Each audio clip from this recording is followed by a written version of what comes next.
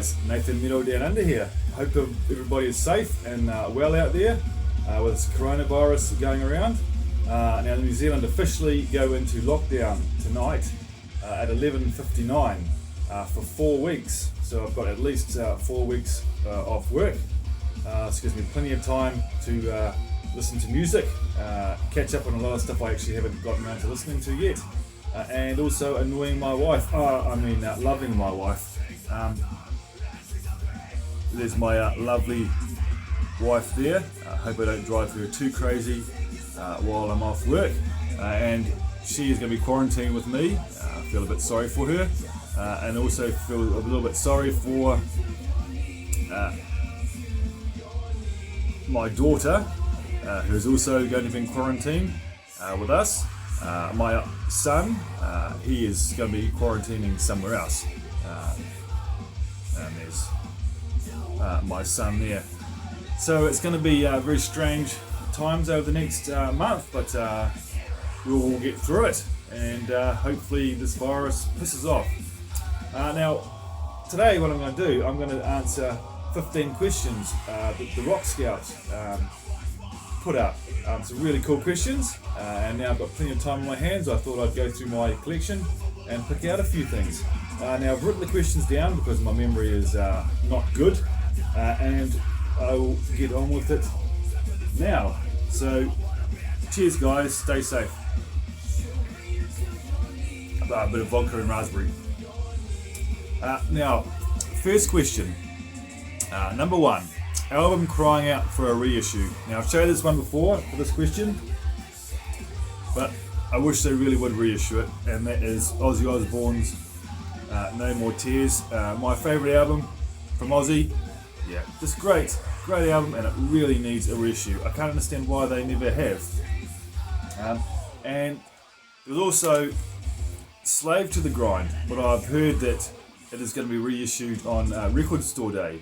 I probably won't pick it up straight away because I guarantee they're going to be asking extortionate prices for it, and I believe Record Store Day's been put back anyway. But yeah, it'd be great to pick this up on vinyl. I don't really care whether they have a reissue or the OG, as long as they have it on record. Yep, so Save the Grind and Ozzy Osbourne, No More Tears. One day, hopefully, they will reissue that. Maybe at next year's Record Store Day, we'll see. So that was the first question. Next question, a discography that is near completion. Now for me, that would be Cradle of Filth. I think I'm only missing 2 albums from the 2000s now. I think, yeah, 2000s, yeah. But they've had a lot of albums out, and as I said, I'm only missing about 2. This is about as far as I go or delve into black metal, melodic black metal, more mainstream, along with Dimmy Borgir. But I really enjoy Cradle of Filth out of England. Danny Filth is such a great vocalist and a real character, and don't you love that artwork? And some of the video clips are just awesome. So yeah, Cradle of Filth. Next question, great cover, bad album. Now this is a band that probably nobody would have heard of. They're a band out of New Zealand called Beast Wars, and on the cover it's got sort of like a giant octopus squid. Really great colours in the artwork, but the album is just terrible. It's doom metal done wrong. I liked a lot of doom metal, but this just isn't my cup of tea. I believe this is their debut from 2011. I haven't checked anything else of theirs, which may be completely different to this, but in my opinion, this is no good at all. Yeah, I bought this second hand from a charity shop, so I'm glad I didn't pay too much for it. Some guys might like it, but yes, just not my cup of tea. Yep, so that's Beast Wars, self-titled. Great artwork, bad album. Next one, a lot of people don't like this album, but I absolutely love it, and that is, the question was bad cover, great album, and that is Metallica's Black Album. just a terrible cover. After they had the epic covers of the first 4 albums, and then they put out this garbage. Yeah, very iconic cover. But yeah, I love this album. Just fantastic. I can't get enough of this. Everything after this album though, I can do without. Reload, Death Magnetic are just aren't great in my opinion. And even Hardwired Self-Destruct, I think it's called. It's a good album, but there's a lot of filler on it. But yeah, I love this album, and this would be in my top 4 of the Metallica albums. Yep. So, bad cover, great album.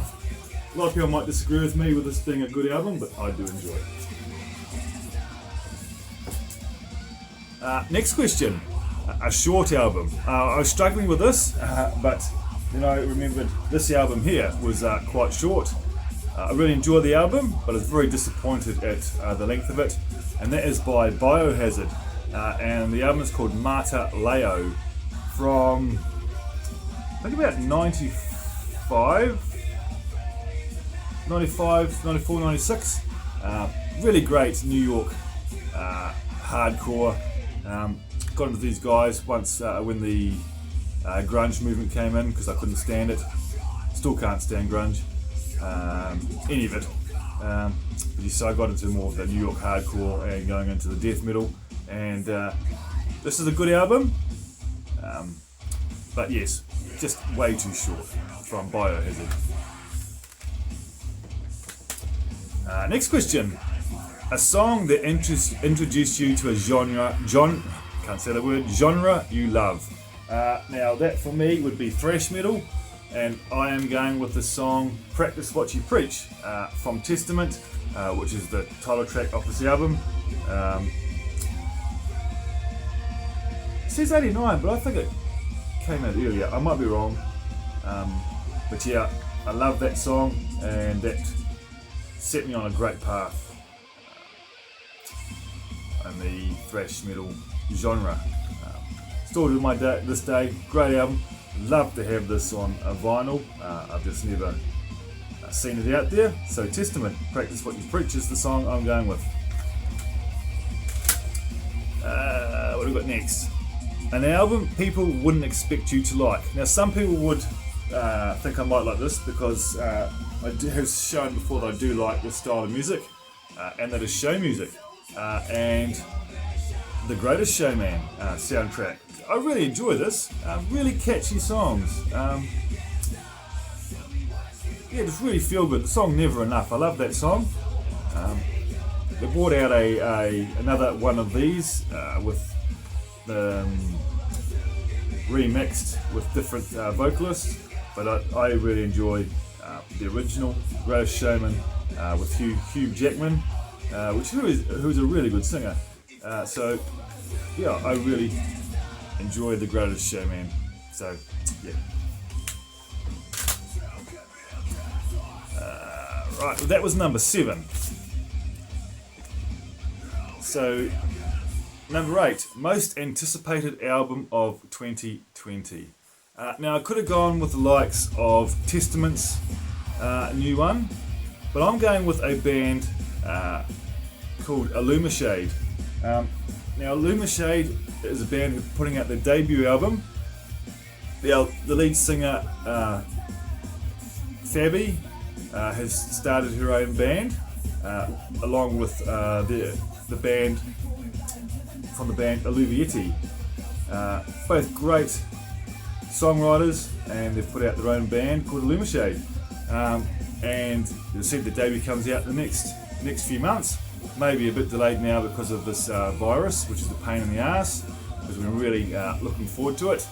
So Illumashade. I'm not just sure on the title of the album actually, but yeah, it's going to be an 8-track album, almost an EP, but not quite.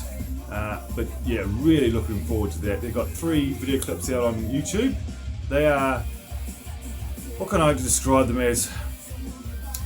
Symphonic, pop, symphonic pop, folk metal. Really, really good stuff. Some really heavy moments in it, and yeah, love it. And I can't wait for it to come out. So Illumashade, most anticipated album of 2020. Next question, number 9. Band late to the party with, and I'm going with the band Sinner. I've never even heard of them. These guys came out in the early 80s, and yeah, just never came across their stuff, never even heard of them, never saw them in any magazines until a couple of years ago. And this is their latest album from last year, which has actually made my top album of 2019.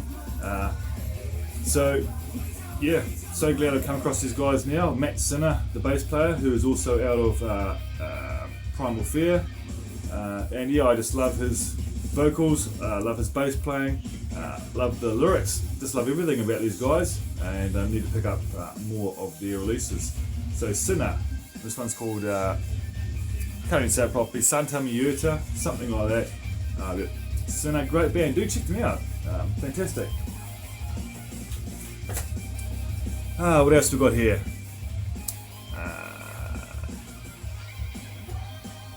Album you play on a regular basis. Easy for me, my favourite female fronted metal band, Cobra and the Lotus, and High Priestess. I pull this album out maybe at least once a month and spin it. The song Soldier is a great track. The whole album's fantastic. The song High Priestess is great. Heartbeat, I Am, Warhorse, just a great all-round metal album.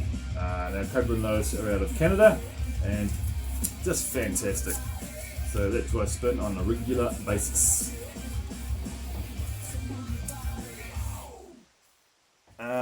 A record you would recommend for $10 or less. Now I only just recently picked this up last week, and I got it for really good price, and it was under $10. He asked for pounds, but I'm going with dollars because that's how we work with over here. And that is Smash Gladdies and Social Intercourse. Really great sleaze metal from 1988, and I've loved these guys ever since 1988 when I first picked up the cassette as a blind buy, and I just recently found this for a really cheap price, under $10. Can't remember exactly what I picked it up for, and so stoked to have it. A little bit rough in places, but it is a black cover, and it is 30 odd years old now, so just stoked to have that. So Smash Gladdies, Social Intercourse, really good hard rock from '88. How long ago? 13 minutes. And the first and last, so basically the first record in your collection or CD, and the last CD or record in your collection. Now I've done both. Now the first CD in my collection, I don't put them in any specifically, I put them in alphabetical order, but not in chronological order as in A, B. I don't do that, I just put all the A's together. And the first one I had up there was Arch Enemy and Will to Power from 2017. I can't believe this album's that old now. I thought it was newer than that. Yep, Arch Enemy, great melodic death metal band, fantastic. Angela on, not Angela, sorry, Alyssa on vocals, great band. And then on the last would be Z, Zodiac Mind Warp, and this is and the Love Reaction is the best of. Great album, especially the song, which everybody would have heard of, Prime Mover. Really enjoy that song. So that's the last CD in my collection, and I thought I'd do the records as well. First record in my collection, April Wine, and First Glance. I think I've only listened to this maybe once, so I really need to pull it out and listen to it again. This thing has came out about, what years come out? 1970 something. No, I can't quite read the year on it. It's about late 70s, I would have thought. But yeah, really good album from what I remember. And the last record in my collection, XYZ, just self-titled, I believe. In fact, I've only listened to this a couple of times as well. But yeah, I really did enjoy this one too. Picked this one up maybe a year ago. Fantastic album.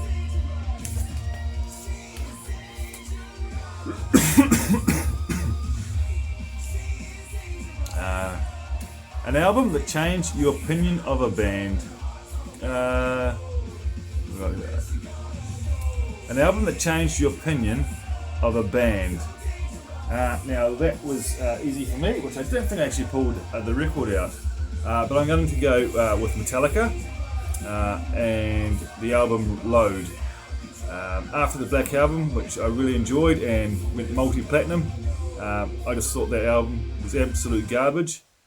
And Reload for me slightly better, but Load was just horrible, and I just completely lost interest and lost faith in the band ever since.